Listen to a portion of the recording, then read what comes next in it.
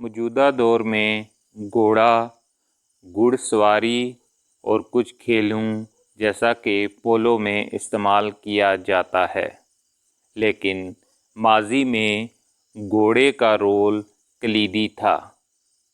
اسے مختلف کاموں جیسا کہ زراعت، گھڑ سواری، ٹرانسپورٹیشن اور جنگوں میں استعمال کیا جاتا تھا۔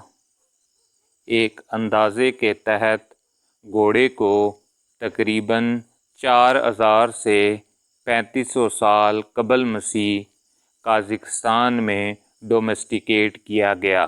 شروع میں اس کی ڈومیسٹیکیشن کی وجہ اس سے دودھ اور گوشت کا حاصل کرنا تھا، لیکن وقت گزرنے کے ساتھ انسان نے جانا کہ گھوڑے کو مختلف کاموں جیسا کہ ٹرانسپورٹیشن اور جنگوں میں بھی استعمال کیا جا سکتا ہے۔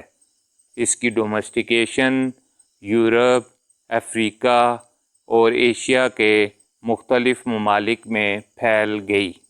سلیکٹیو بریڈنگ کی وجہ سے اس کی مختلف بریڈ حاصل کی گئیں، جن کو مختلف کاموں جیسا کہ ایگریکلچر، ٹرانسپورٹیشن اور وارفیئر میں استعمال کیا گیا۔